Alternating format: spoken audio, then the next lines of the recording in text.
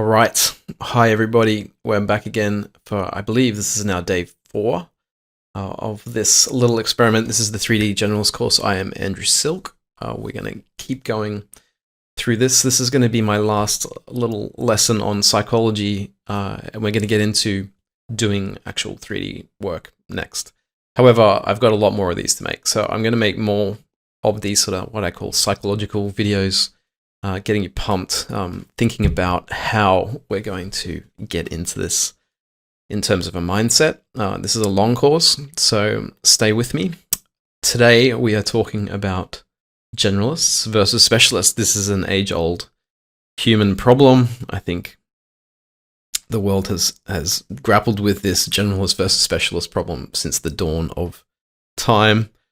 So here we are going to actually talk about it in terms of 3D.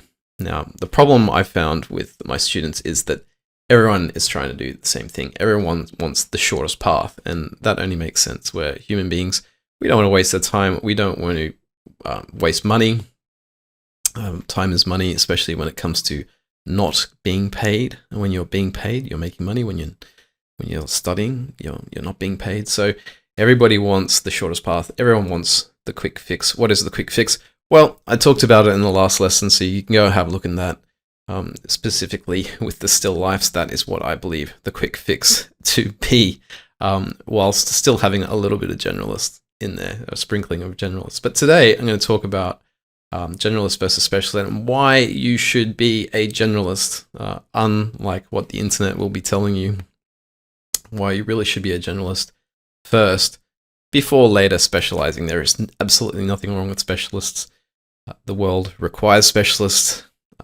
However, start with some general skills is a very good recommendation. So we want to be going for the broad skills and the deep knowledge, at least in the very first parts of our career.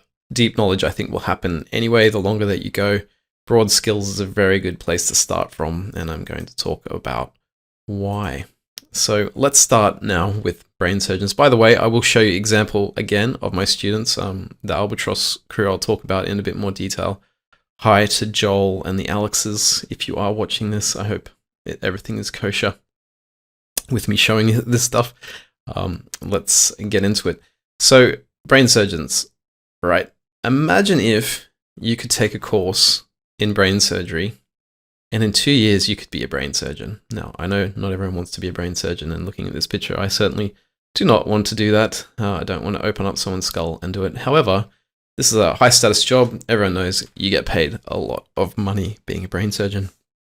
So imagine if there was a course that people could take, that you just shortcut it, and you could come into the brain surgery school, and you could do a crash course, intensive crash course in the brain surgery school, and we'll just cram everything into 2 years. And you come out the next side and you're good. Why doesn't this course exist? Why can't you just do the online brain surgery school? Well, it's quite obvious. People would die. These brain surgeons would kill people. Interestingly enough, probably a lot of people wouldn't die. Probably you would have brain surgeons that could actually do brain surgery, and people wouldn't die in many cases. I'm sure brain surgery, like anything else, has some pretty stock standard things that you can do. And once you're skilled at it, you can just do it repetitively and do quite simple surgery. So I'm sure that does exist even in brain surgery, believe it or not. However, the reason why these schools do not exist is because we don't want people to die.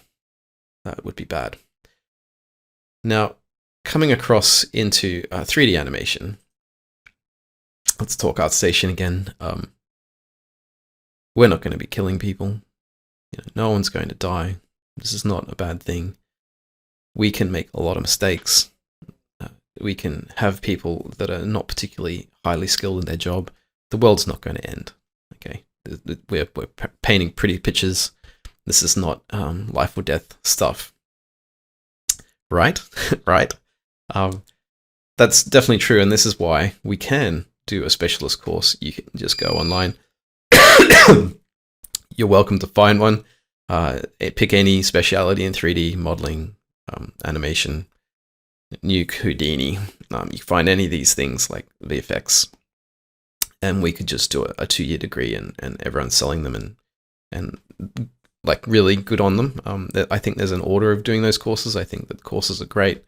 However, I just want to mix it up here and say that, maybe if you haven't done a lot of 3D, that's not a good idea. Okay, so it's not a good idea. But I hear people telling me in the back of my head, hey, I need a job. I need a job fast. I'm sitting here. I'm not making much money. What do I do, Silke? Like, I can't do this long path thing that you're talking about, 7 years and training and doing all this stuff. Like, how do I do that? Well, the quick fix, again, gave it in the last lesson. Go and have a look at that. However, it is a valid, legitimate concern. Okay, we don't want to be spending all the time doing the generalist courses. And the old adage is, master of all trades, generalist in all trades, master of none, however that saying goes. Master of none, master of none, master of none. Industry does like specialists. They want specialists. They demand them. So this is what happens: is we get specialists in this industry, and I'll talk about that in a second. So industry is demanding specialists. They really are. They want you to be, in a single role. All this film and games and TV and architecture and all this stuff happens in teams. They don't need you to do everything. They don't want you to do everything. They want you to be efficient. They want a cog that fits into the machine. That's totally fair. They need to run a business. It needs to be efficient. This is how the world works. This is why these giant corporations are thriving, because it's just these huge companies full of a lot of specialists. Everyone is kind of thinking the same way. So everyone listens to the industry and they say, hey, okay, what am I going to do? I'm going to just do that online course, and I'm going to do that, and I'm going to get the job just like you told me to do. Everyone's thinking the same way. Everyone's looking at ArtStation, doing the same stuff. This is what you want, right? Wrong, remember? Industry's not asking for this. They're asking for, animators. They're asking for VFX artists. They're asking for specialists in a number of roles outside of this. This is concept art, remember? But even if you do listen to that, you will be part of a crowd and fighting for that job. And everyone is fighting for those jobs, right? Everyone's fighting. So what happens when people come out of these specialist roles and into the industry? And this is a very subtle thing, but I think everyone that's worked in a big company or even a medium-sized company does realize this fact of life, that different departments in companies do war. We fight against each other. We get frustrated with the other team. Why haven't they done this? Why haven't they done that right? What's their problem? Why can't they do this? There's a lot of frustration involving interdepartmental things. It's just a fact of life. Now, the problem with this here really comes back to the brain surgery problem, okay? Because someone is a brain surgeon, they haven't learned the other parts of medicine. So in medicine, we really need to be a generalist practitioner. That's what we call it in Australia. Not sure, a GP. A generalist practitioner is a generalist doctor. So you need to learn medicine. You need to do your 7 years of medicine. You need to go and do your internship. You need to be a doctor for a while. Then you can do the brain surgery course. This is a very long path. Brain surgeons will rarely exist younger than 30. Right. Because the doctors have had to learn a wide range of skills before they specialize in that one thing that they're good at. And that makes them very efficient and willing to work with other departments so that they don't, send a blood clot down into the heart and kill the patient. Okay. What happens in our industry is because we do not have this training. I've seen this firsthand over and over again. The blood clot goes down and kills the heart. Yeah.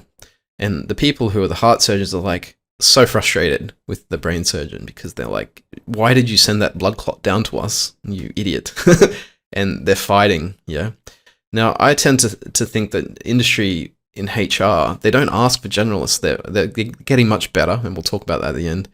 But what happens is the industry tends to go, well, that person, they're just not a good team player. We need team players. We need this and we need this. It's very, very hard to be a team player if you do not know what the other departments are doing. Like, it's really hard. And everyone seems to think that their little part of the universe is the most important part of the pie. And I've seen this over and over again. And I've worked as a specialist animator as well. And when I'm working on that shot, I really feel like, it's my shot. Yeah, it's my shot. Well, in reality, it's not my shot. There's a huge team of people, up to 20 to 30 people working on these shots. And it feels like your shot because you're the one animating it, but there's, all the other departments are feeding into that right through to the guy who wrote the script. So a good solution to this problem of this warring is better training at the beginning. Generalists, doctors think that mentality stops things. So okay, we can't kill people, but we kill companies. Definitely, companies go bankrupt. Overtime happens, stress happens, suicide. I don't think there's a lot of suicide in our industry, but that can potentially happen from stress and people being idiots to each other. All comes from a lack of understanding of the difficulty of the next person's job, in my opinion. So here we are, like I am special. How do we become the special person? Well, there's not really any there's no surprises, okay? You just got to be good. Like, a lot of people come to me and they're like, oh, I need this, I'm real, I need that, I need that, I need this. No, you just need to be good. Like, you just need to be really good. Come on, guys. Like, really? How do we be special? You just be good. So how do we become special? Well, okay. We want to be a little bit different. We want to stand out from the crowd. How do we do that? Everyone's doing the same thing. They're doing the same thing over and over. So how do we do that? Well, we become generalists and we learn things the hard way. Now, I'm going to talk a little bit more about that, but this slide has just come up and it's interrupted my flow. So let's talk about this Amazon picture. Well, why the hell, Silke, have you got this Amazon picture here? This is here for a reason in this talk. And that is one thing that students don't really know. Students tend to come to me and they've really got their focus on getting that job. How do I get that job? How do I get that job? It is a short-term way of thinking. All of the students that have come to me for any length of time, they get jobs. Okay, getting a job is not as hard as you think. If you're not prepared to, listen and come to me for a lot of lessons, then well, that might be a problem. Or someone else, who's in a similar position to me, or a university not willing to listen, well, there's not much we can do for you. However, most of my students will end up getting work. So I start talking about the fact that a career is a lot longer than when you're 23 years old and you get your first job. Career is way longer than that. It goes into, like, I'm now in my 40s, done this for over 20 years. You start realizing life is a long game. It's not a short game. Okay.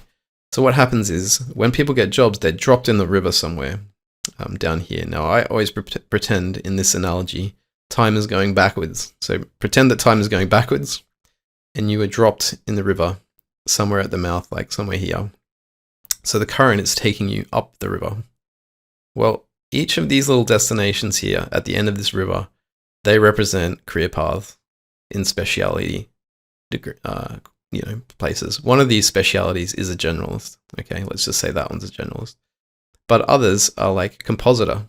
Another one might be animator, modeler, R&D, pipeline, rigging, whatever else that there is in CG. There are many roles. Coordination, producer. There are so many different categories. Concept art, the art department. Each one of these things, and really boring tasks too, like rotoscoping, scanning. You've got all these like subcategories of jobs that are really important that people need. And that current is taking you somewhere. So if you just get dropped in the water and you do not swim, the current will take you somewhere because you're now working 40 hours a week. You're cool. You're getting better at it just by being in a job. Once you get that job, it does become easier to a certain point.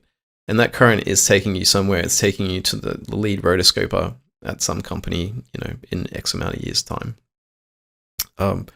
Even though that person really wanted to be over here and be an animator, it's because they didn't swim, they didn't have options, they didn't train diverse way. Like, okay, they trained in modeling, but their first job was a TA at a company, and then they did a lot of scanning, and then the company liked what they were doing and wanted more scanning, so they ended up doing scanning for the rest of their lives. Yeah, that's a career path. If you want to go over here, you need to be able to swim, you need to be able to change, you need to be diverse, you need to have a broad range of skills.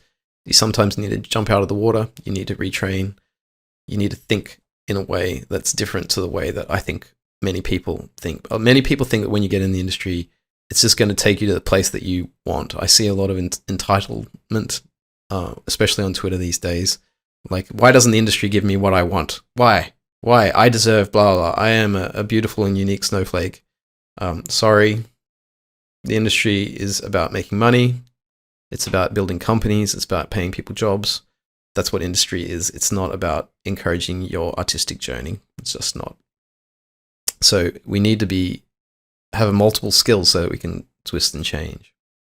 So that leads to, if you are a generalist, you do have options. Now, I'm not saying that you should be a generalist forever. I'm just saying be a generalist in the first part of your career. Be a generalist as much as you can. If you do get a job and you're specializing in something like I suggested, look dev, then as you are working and getting paid, keep working on other skills around that ability that you have, like what's on either side of that. Maybe if you're doing look dev and you're doing props and lighting, which is what I suggest, then you should start doing more ZBrush sculpts, because that's complementary to those skills. You should really focus on, Substance Painter, or you'll be doing Substance Painter in that job sort of anyway, or something similar. But maybe focus on, a little bit of animation or rigging, or focus on, I don't know, drawing skills, like your art ability. These are skills that relate to the whole.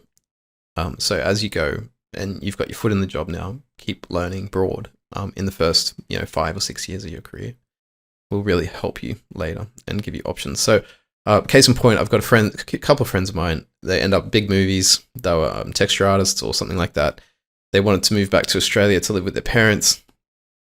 There's just no work, for that position at that time. There are people doing that job, very highly skilled people. They wanted them, just no work, just not enough jobs. So they have to go back over to another country to live, because they just don't have options of broadening in their career. This is just a reality that happens to people when you specialize too early. All right, so the good news is that the industry is improving. They are encouraging more generalists. So I think this is a bit of a booming thing. Two things are happening at the same time. One is that, it's becoming more specialized because the industry is getting bigger. We're further down rabbit holes. So there's that current that's happening. But there's a countercurrent to that, and that is everything is becoming much easier. So because everything is easier, people are realizing, hey, these people with multiple skills, they're really helping out, and they're fixing our pipeline, and they're becoming really, really good for our companies. So ILM is the first one I've seen that's really putting it in the lights. They've got a nice video here that we can just press play on. Inside ILM to be a generalist, this is one of the first big studios that I've really seen, tout on about this. Their idea of generalist is a little bit different to mine. I'm a character generalist, so I'm really about modeling and doing this. The generalist ILM department, they're really thinking more in terms of backgrounds and matte painting, and it's come out of this backgrounds sort of a mentality. It's growing out of that. Now, that's not to say that you don't animate. Here's some animation, but you generally won't be animating those hard animation shots, unless maybe you are a specialist animator, I guess. But you generally, will be working in teams with other people. It depends, I guess, on the generalist. If they're good at animating, they'll just be given the animation shots. That's how it works.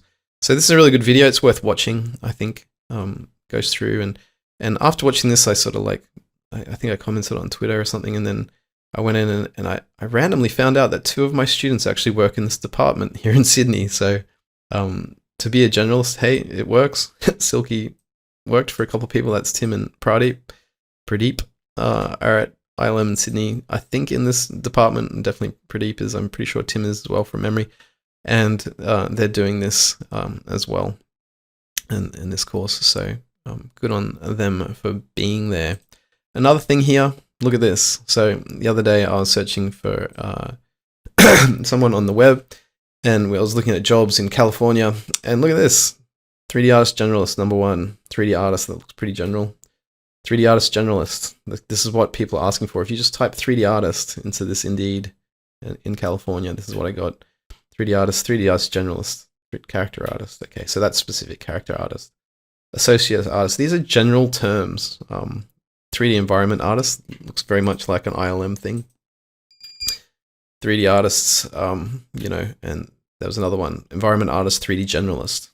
So this generalist thing is popping up more and more and more, and I think people are really starting to realize, hey, this way that we're going, oh, like people who can only do one thing, they're really hindering companies in that same way of this that I would complain about. I'm a bit of a, here on my soapbox and rah rah rah the generalist, like, come on guys, get your acts together. But I'm seeing this being noticed by other people too, particularly ILM in this case. So on a generalist, okay, it takes more time. It does. It takes more time. Maybe, take the short path, take the quick fix like I'm talking about in the last video, which is a generalist. You learn lighting, modeling, and surfacing. If you really want that job, we're going to go on character generalist because, hell, that's just more fun. So that's what we're going to do. But here we've got the S curve of mastery. So it's really hard to start. You get going here, and then mastery sort of plateaus off because you're not really, you've mastered it. It doesn't, things don't get, a great deal better at a certain point. So I usually put this at like 3 or 4 years of professional work. That's 40 hours a week for one speciality. If you just start layering these over your career with another one and another one and another one, then what happens is you can get mastery in multiple levels. Okay, multiple departments you can master. I've been in a modeling department. I've been in a modeling department. I've been in previous departments. I've been in animation departments. All working professionally. Come back and I've done surfacing. I've done rigging professionally. All these sorts of things. I've got a lot of options in my career, and I like my students to have this option too. I don't have this anger that I find a lot of people is like, here's my job and why doesn't it work for me? And over many years you can master many skills. So the goal kind of is this. It's hey, we've got someone who knows a little as the beginner, and you can know about a little a lot, and you become the specialist. This is what industry is really asking for on paper. I know I showed you that, and it's like, oh, industry is asking for generalists. Yeah, like really get into the things, and you'll start to see that industry is still demanding a lot of specialists. They want, I want that thing. I want that cog to fit into my chain, my machine right now. As opposed to generalist, jack of all trades and a master of none. You really can be that. Generalist, jack of all trades and master of none. You can waste your time doing a lot. This often leads to no job. Okay. Because of you doing too many things too hard for your skill level. You're not really honing on one thing. You're not thinking about what the industry wants. You're thinking about what you want. This generalist thing can be a real mistake. However, done in the right way, it can be a real, it can be really awesome. So then we're moving on to the multi-expert, this guy here. This is where, you want to be. You want to be the multiple expert of many things. What happens is once you know many things, adding another quiver to your bow is really easy. Like when I pick up new software, it's just comes to me naturally because I go, oh, that's like that one, and that one. And it's just a bit different. I've got it. Like I recently picked up Unreal Engine. I really didn't find it very difficult. You just put everything together, and someone came up to me on the job and they said, how long have you been using Unreal Engine for? And I was like, 2 weeks. And they said, wow, you're really confident, and you act like you've been using it for years. And I was like, oh, it's just like everything else I've been using. Like, it's just really quite similar. So, and I asked questions to people who knew things because, I knew I didn't know. So I just asked specialists and they told me. And then I just brought it back to the team and said, hey, we should be doing it this way because, this makes sense. And the way that we're doing it currently doesn't make sense. And then everyone's like, oh, that's a great idea. And suddenly you look good. But it's really drawing on, 20 years of experience, experiencing a lot of different software. So there we go. That's the end of my little talk there. I hope that doesn't confuse. To summarize, we're about to look at student work and see how it actually works in the real world with top students. But to summarize, generalist first, specialist later, or not. You could stay a generalist if you want to. There's absolutely nothing wrong with specialist. Generalist first, learn broad. Think of the doctor analogy, GP first, brain surgeon later. Okay, that's a really good way to think about it.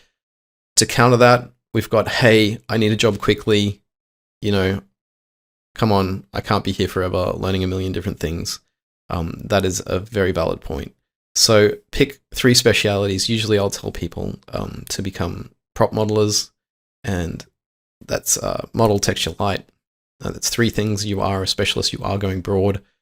Nobody else wants to do that stuff. Generally, it's a very easy in. Okay.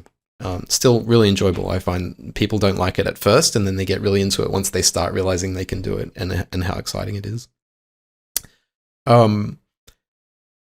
Then, like, the other path is something like you want to be an animator. If you really want to be an animator, you should just go for that. I think you should really learn rigging and make characters yourself. Like, do this course as a generalist thing, and then, you know, go and do a specialist thing like an iAnimator, or animation mentor, or anim school type of course. If you really want to be an animator, that's definitely a path. I think effects would be the same. Go and do something in Houdini, and you know, really listen to some professionals and just do effects. But again, start in a package like Maya or Blender or Cinema 4D, something that's a bit more 3D and easier to use.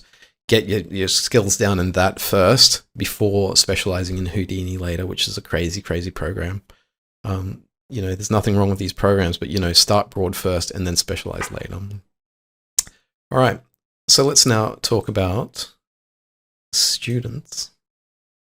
So let's go here. So here we have a team of mine, Joel, Alex, and Alex, Karonis and Alex, Jeremy, and then Joel. Let's have a look at their work in second year. So this is at a course UTS that I was teaching, Bachelor of Animation. And they were being asked to do insane things like model, rig, and animate characters. This is second year. They do all the work themselves without anyone else. We do short films. This is to a dialogue piece. This is Alex, Jeremy doing this, and Joel's little man there that you'll see in a second in the jar there. Something to say about this course is that they do a lot of 2D in the first year. So this is really the first year they're focusing on 3D. These guys, Joel and Alex, Jeremy in particular, were hardcore from the first moment I met them. They were really hardcore. They were going away and doing crazy amounts of work. Okay. We've got here Alex Karonis. Now, Alex struck me as not being so into 3D at first. He was sort of umming and ahhing and wasn't figuring out more of what he wanted. This is what he came up with that. So he didn't have time to render it beautifully like Alex Jeremy did. You can see this is probably not as good quality as the other 2 students. However, I really found, and you're going to see a marked difference in Alex in third year, where he really started deciding that he wanted to be an animator, and he got serious. And I saw a big change in his ability levels, and he's doing extremely well these days. So this is really old work for him here. Let's close that. And we've got Joel here. And Joel became a bit of a superstar, and he's doing quite well on Instagram. You can check out his stuff. Here's his work. You can see he did this guy, you know, this fat guy. He's not fat, he's a muscle man, and here it is. And he'll be cringing at this now, but this is, you know, really their first year of learning 3D. This stuff is really hard. Okay, so even doing this is quite impressive in a first year. I call it first year because they really didn't do much 3D in the first year. This is really impressive stuff. If you look at the class, this is the top work for Alex and Joel in particular. So let's go to third year, which is really their second year of hardcore 3D work. Alex Karonis, who did the insect-looking grey creature, suddenly is making, you know, something that looks a lot more impressive, and it's got this great little story now. He's doing real storytelling animations a lot better. Again, this is really hard stuff. This is like making your own short film all by yourself. You're rigging, modeling, you know, coming up with story, you're having to do storyboards, think about story and animation on top of it. This is an insanely difficult thing to do, to clearly communicate story ideas and things like that. So level of difficulty level is a lot harder than stuff that you'd see in ArtStation with just some ZBrush guy bashing out a sculpt. You know, we're not talking about the same thing here. Okay, so we've got Joel's I'll do Joel's last because that one's turned out quite nice. And Alex's did here. This is Alex Jeremy. Alex and Jeremy was working really hard from day one. He's got this great little short here with this alien guy and did effects. And so he's really doing effects as well now, which is another speciality. And putting all these things together and telling a story at the same time, rigging, facial rigging, animation. These things are really hard for students. This is an impressive third-year piece with this little key that happens here. We'll get to the end of this story. So it opens the door, and then he sighs and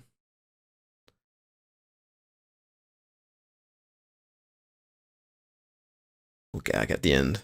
It's great stuff. All right, and then we've got Joel's as well.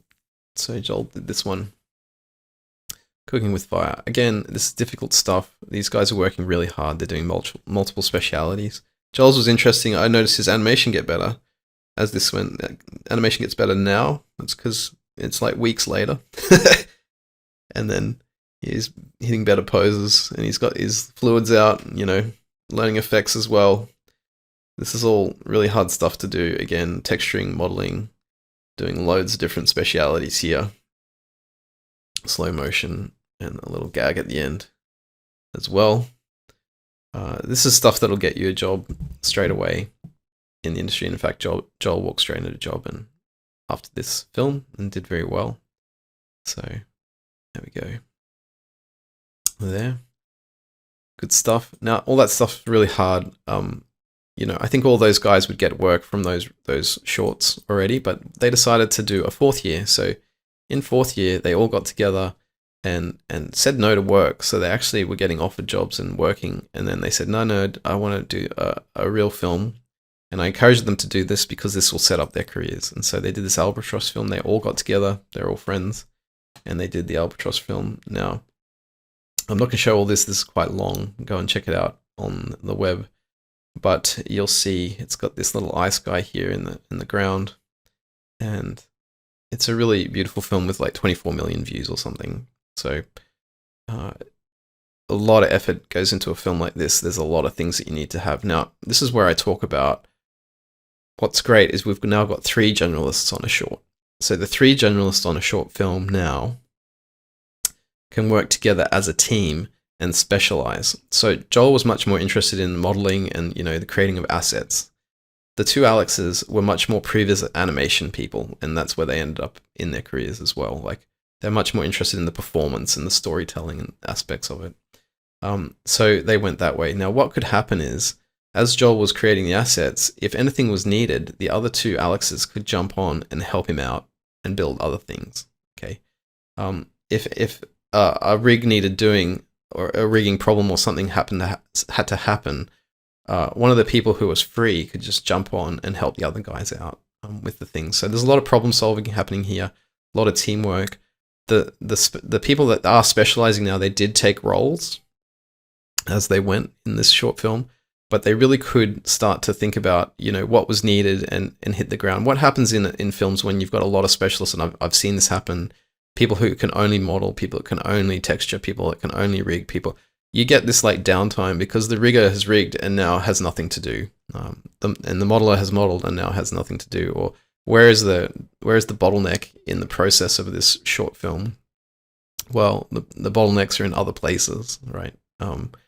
So it gets really, really difficult to do it. And this is what I've noticed in the industry as well. Some of the best teams that I've worked for are actually small teams, like doing commercials. Commercials, you tend to get a lot of guns who are very broad, and we get bored oftentimes with the big features because they're just doing one thing over and over and again, and we find that just the smaller teams are more challenging and more interesting. Just work. Okay, you don't have like the ability to brag about all these major feature films. Like, you'll see me always mentioning my big feature films that I've worked on, but I've done just as much work in smaller commercials because honestly that work is quite boring at times, and I just like to go back to commercials and be around people who, really know their stuff. So I'm going to leave it there. That's the Alex. This is Alex Karonis, Alex Jeremy, and Joel Best's film. They all ended up at Frame Store over in London. So, they got headhunted from the Frame Store guys. and went over there doing really well. I think they're now out and freelancing and doing different things. I haven't kept up with all of them, but they're doing extremely well, and I just keep hearing great things about what they're doing in their careers at the moment, like superstars. These are top students. It's very, very hard to do this type of work, but I thought I'd show you that to show that, you know, a short film like this just doesn't come out baked. It does really take time, and you're leveling up as you go. And I'm not going to do it. I thought about it, but I could show you their professional work. The professional work's a little bit like it's again a big step up from this. You'll see it if you Google them and research their work. But I didn't want to show it because what it starts showing is like other people's work, big teams of people. Like you're like, oh yeah, he just did that part of that, and that's what movies are. Movies are you know, 20 people are working on something, you know, and making it really cool. You can't really compare it with a short of a bunch of students like this that are all working together, doing something that's really quite impressive as far as the industry is concerned. I don't think people who are noobs really understand how impressive a film like this really is. It's only when you teach and you start realizing, you know, the level of students that this is a super impressive short film, and in fact many professionals cannot do this. So there you go, there's my little rant about generalists versus specialists.